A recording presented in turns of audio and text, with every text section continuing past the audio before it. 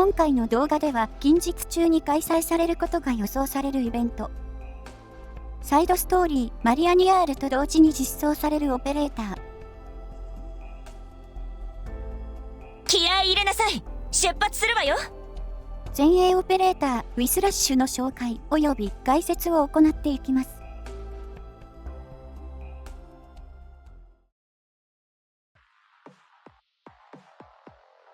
ああ、ここがロドスね。ウィスラッシュのゾフィア、そう呼んでちょうだい。カジミエーシュの元競技騎士として君たちの社員をしっかり鍛え上げてあげるわ。ウィスラッシュは今回のサイドストーリーマリアニアールにて登場する人物で、ブレミ社員ことマリアニアールから見て叔母にあたる人物です。ただ叔母とは言っても年齢自体はそれほど離れてはおらず、ブレミ社員やニアールとはほぼ同世代です。そのためブレミ社員やニアールとは叔母といとこの関係ではありますが、実際のところは特にブレミ社員とは姉と妹のような付き合いにはなっているとのこと。ブレミ社員とニアールはニアールがカジミエーシュから追放されたということもあり疎遠になっていたため、ブレミ社員から見ればニアールよりもウィスラッシュの方がより身近な人物ではあるようです。ブレミ社員の反応を見る限りではニアールは目指したい憧れのお姉さん、ウィスラッシュは自分の身近にいるお姉ちゃんというところでしょうか。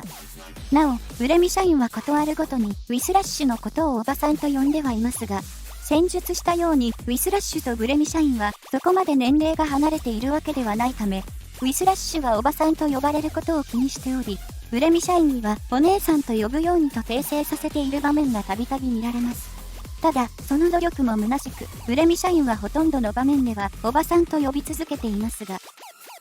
ウィスラッシュは今でこそ騎士競技から退いてはいますが、以前はカジミエーシュの中でもかなりの実力を持った競技騎士でした。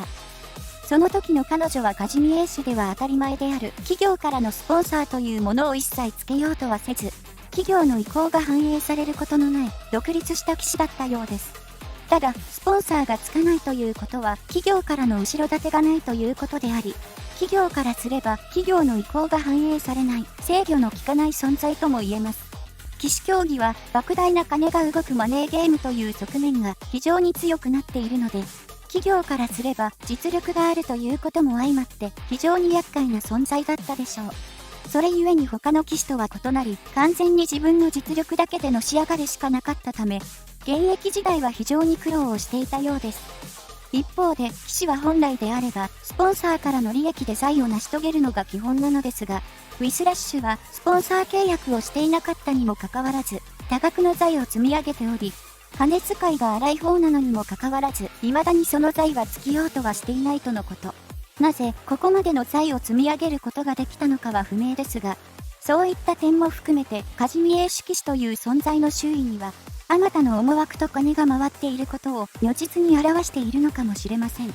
なおウィスラッシュは叔母という関係からわかるようにニアール家ではなく、ニアール家から見て合計にあたる人物であり、本名はゾフィア・ニアールではなくゾフィア・ウィスラッシュとなっています。先述したようにニアール家は没落の危機に陥っている一方で、ウィスラッシュ家は財が尽きないほどの繁栄をしており、やろうと思えばウィスラッシュ家はニアール家の名を奪うことすらも可能なほどには社会的な地位の差ができてしまっています。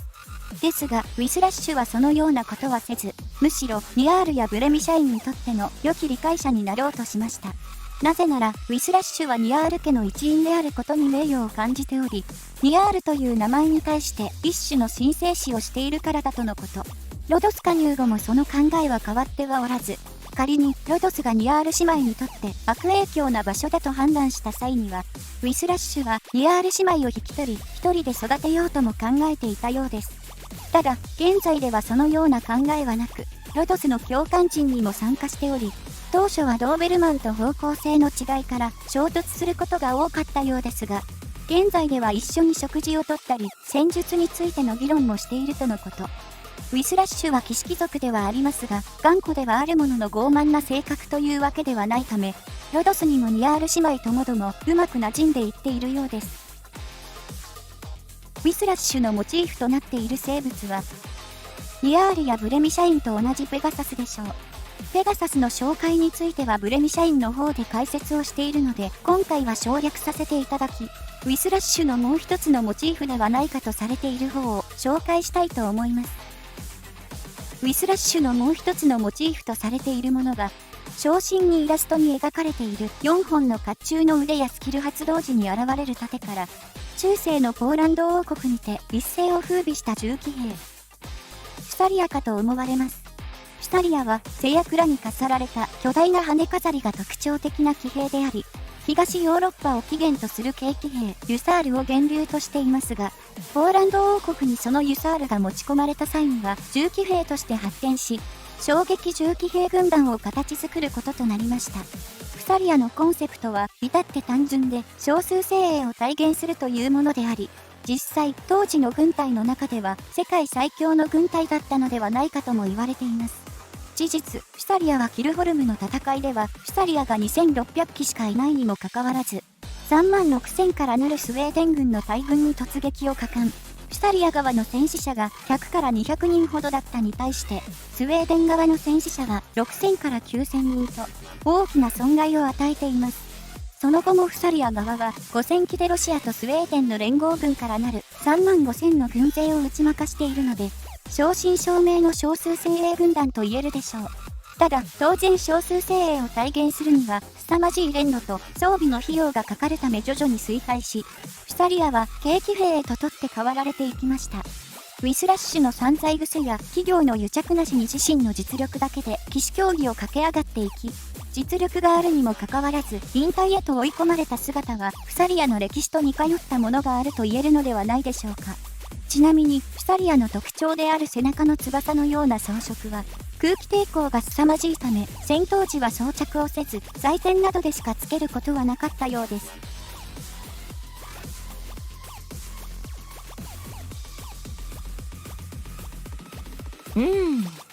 考えてみれば、ここは待遇も悪くないし、生活レベルだってそれなりで、マーガレットとマリアともよく会える。ずっとここに残って教官を続けるのも悪くないかもね。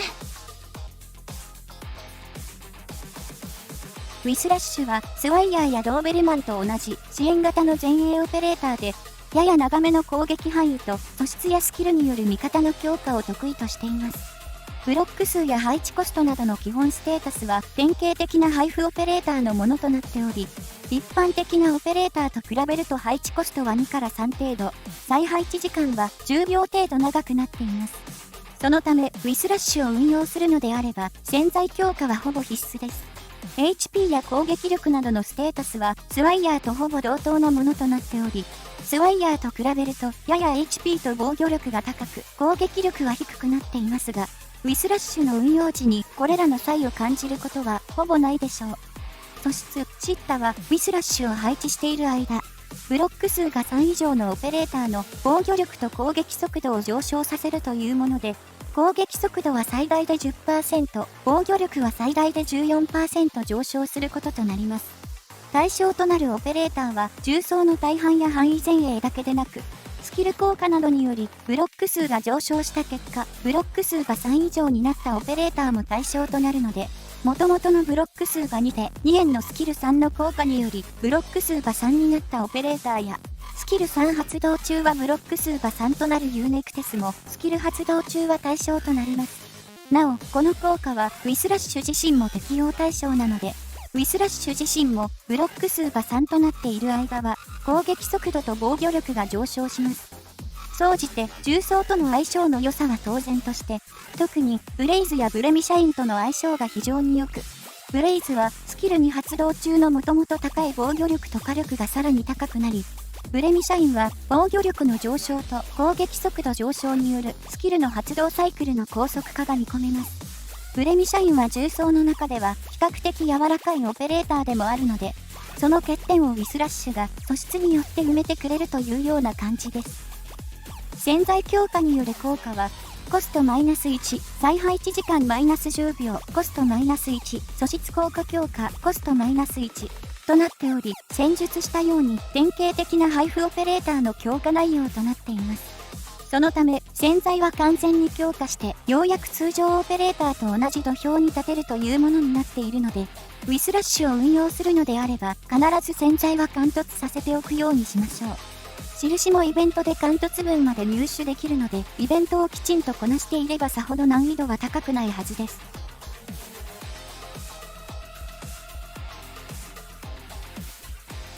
スキル1、激励のアーツは、ウィスラッシュの素質効果を強化するというもので、最大で素質による上昇値を通常の3倍にまで上げることが可能となっています。そのため、最大まで強化をすればブロック数3以上のオペレーターは攻撃速度はプラス18、防御力はプラス 36% され、オペレーターの大幅な性能強化を見込むことができます。また、ブロック数が2以下のオペレーターにも素質の効果が適用されるようになり、スキル効果は半分の上昇量にはなっていますが、同スキルの効果によって素質効果は最低でも 2.1 倍となっているため、スキル未発動時にブロック数3以上のオペレーターが得られる上昇量よりも高い効果を得られます。この上昇値はブロック数が2であるウィスラッシュにも適用されるため、実質的にはウィスラッシュの強化効果も兼ね備えたスキルと言えるでしょう。激励のアーツによってブロック数が3以上の主要なオペレーターの DPS の上昇率は上記の通りで、全体を通しておおよそ15から 25% 程度の DPS の伸びを確認することができます。なお、それぞれのオペレーターによって伸び率が異なっているのは攻撃速度によるものです。この中でも特にバフの恩恵が大きいのはブレミ社員で、ブレミ社員の上昇率は数値でこそ18から 20% 程度にはなっていますが、ブレミ社員は素質の効果によってスキル2とスキル3は悲劇だけでなく攻撃によっても SP を回復することができるため、ウィスラッシュのスキル1はブレミ社員のスキルサイクルの高速化と火力の上昇の両方に寄与していることとなります。そのため実際の数値よりもはるかに DPS は上昇することとなるので、スキルという面から見てもブレミ社員とウィスラッシュは非常に相性が良い組み合わせと言えるでしょう。また、発展系にはなりますが、ブレミ社員とウィスラッシュを組み合わせることで、スキルサイクル高速化の範囲は、ブレミ社員だけでなく、同じ悲劇回復系のスキルを持つ重装オペレーターのリスカムや運にまで広がることとなります。特に、リスカムは攻撃を受けて SP を2回復、周囲の味方1人に SP を1ばらまき、ブレミ社員の効果によって攻撃でも SP を回復、ウィスラッシュの攻撃速度上昇でさらに回復速度は上昇。環境次第では通常時よりも頻繁にスキルが発動することとなり、スキル1であれば凄まじい頻度でスキルが発動することとなります。また、防御力に関しても上昇率が凄まじく、対象となるオペレーターの防御力が高ければ高いほど上昇値は高くなるため、例えば、昇進2のレベル85、スキル2の特化3をセットした星熊であれば、ウィスラッシュがいない時と比べると480弱も上昇し、ここまでの防御力となると凶悪クラッシャーの攻撃でさえ250程度しかダメージを受けなくなり、並大抵の物理攻撃では回復が必要なくなるほどのダメージしか受けません。総じて、ブレミ社員と組み合わせることで非常に高いシナジー効果を発揮することができるスキルであり、やりようによっては様々な応用もすることができるスキルになっています。また、2円と組み合わせることでも高いシナジー効果を発揮できるでしょう。逆に言えば、この2人のうち、どちらか1人は最低でもいなければ、効果は限定的なものとなってしまい、このスキルを選ぶメリットが薄くなってしまいます。良くも悪くも自己完結しないスキルではあるので、手持ちや編成を見て、このスキルを使用するかしないかを判断することをお勧めします。なお、このスキルの特化レベルに関してですが、運用や特化に必要な素材、上昇率を鑑みて、スキルレベルは7で据え置くか、上昇率が他の特化よりも高い特化3まで上げ切ってしまうことをお勧めします。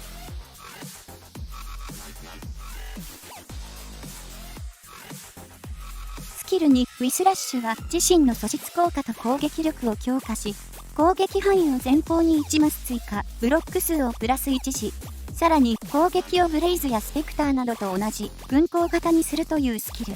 スキル1が他のブロック3オペレーターのサポートに徹したスキルに対して、こちらはサポート性能を幾分か削った代わりに自身の殲滅能力を大きく上げるスキルとなっています。ウィスラッシュ自身のブロック数がプラス1され3になるということからもわかるように、自身も素質効果の対象となり、素質効果による強化はスキル1よりも高いものとなっています。ウィスラッシュによるブロック数が3以上の主要なオペレーターの DPS の上昇率は上記の通りで、スキル2による上昇率はほとんどのオペレーターでスキル1による上昇率を下回るものとなっています。こちらの表には記載していませんが、防御力の強化はより直感的なもので、スキル1が最大で 42% の防御力強化を提供するのに対して、スキル2は最大でも 28% となっており、かなり大きな開きとなっています。これらのことからもわかるようにスキル2はどちらかというとウィスラッシュの強化に重点を置いていると言えるでしょう。では、肝心のウィスラッシュへの強化に関してですが、ウィスラッシュのスキル2の火力と他のオペレーターのスキルの火力を比較した表が上記の通りとなっており、他の軍港型のスキル発動時と比べると残念ながら火力はかなり控えめとなってしまっています。防御力はスペクターやブローカよりかは高いものとなっているため、複数の敵を抱え込んでもある程度耐えることはできますが、そもそもスキル発動中のブローカは敵を近づけさせない、スペクターは不死となっているため、アドバンテージとしては弱いものとなっています。総じて、こちらのスキルに関しても、ウィスラッシュが直接敵を殲滅するというよりかは、特に重装や範囲前衛などの他のオペレーターを強化しつつ、それらのオペレーターの背後から火力支援するというのが、このスキルの主な使い方となっています。とはいえ、火力強化スキルとしては、お世辞にも優れていると言えるものではないため、編成次第では、スキル1使用時よりも、編成全体の火力を下げてしまう可能性があり、ウィスラッシュにはスキル1で後方支援に徹してもらった方が良かったということになることも多々あるため、発動に必要な SP の多さも相まって使いどころがなかなか見つけられないスキルではあります。なお、このスキルの特化レベルに関してですが、運用や特化に必要な素材、上昇率を鑑みてスキルレベルは7で据え置くことを推奨します。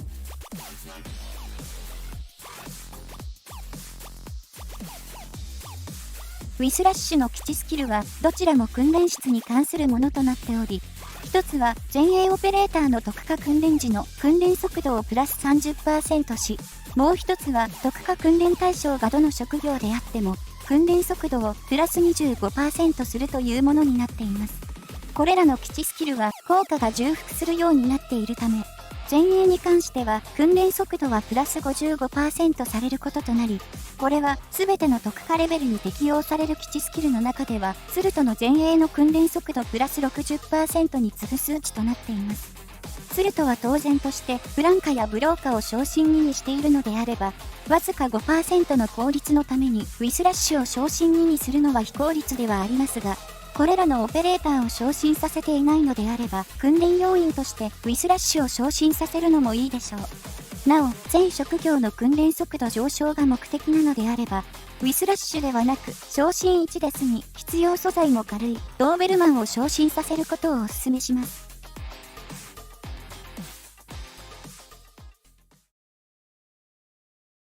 それでは、実際にウィスラッシュを使用していきます。今回使用するステージは7の3。ウィスラッシュのステータスは昇進2のレベル50、スキル1のスキルレベルは7。ブレミ社員とのコンビでクリアすることを目指します。なお、スキルの効果が味方のバフとなっているため、今回の使用動画は他の使用動画と比べると変化がわかりづらいかと思います。ご了承ください。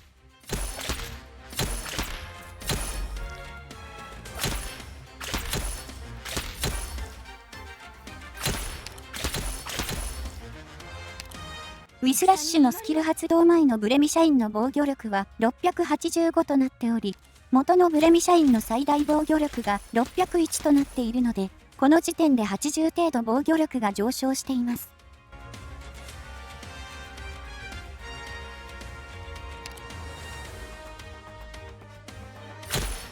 タイミングはバッチリね。拍子抜けね。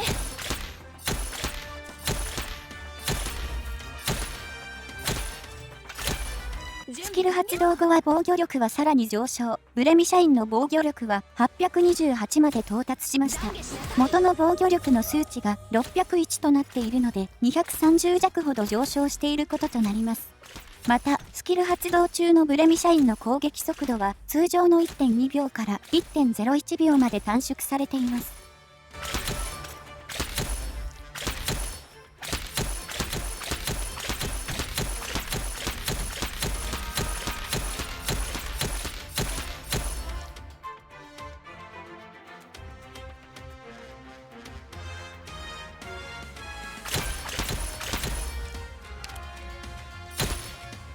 本来のブレミ社員の防御力であれば、ブレミ社員は既製兵の攻撃によってある程度のダメージを受けることになりますが、スキル発動後はダメージはかなり緩和されていることが確認できます。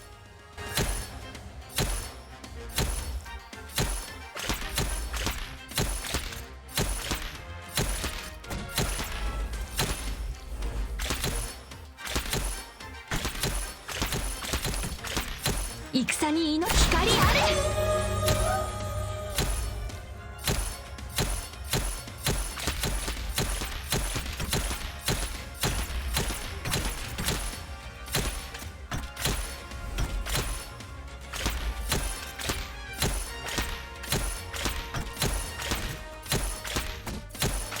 タイミングはバッチ終わりよ。光あれ。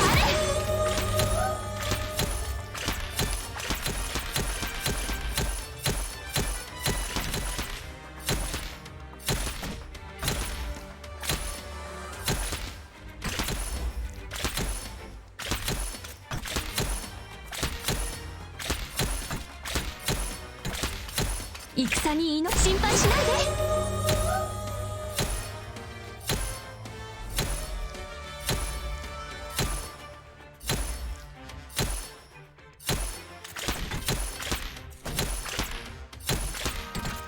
で。準備完了。光あれ。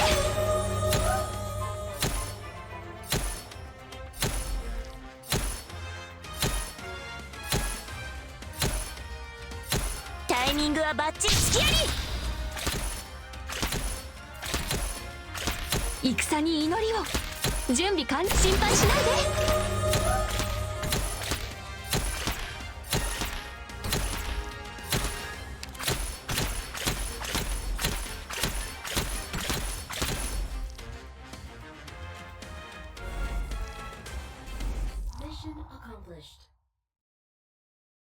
本当に完全無欠を目指してるのね。まあ悪いことじゃないけど。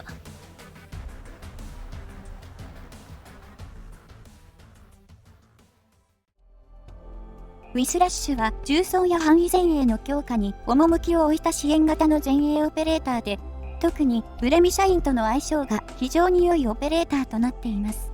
また、ブロック3であれば、どのような職種、召喚物であっても対象となるので、2円と組み合わせることで非常に多くのオペレーターを強化することができるという、条件さえ整えば高い汎用性を持ち合わせています。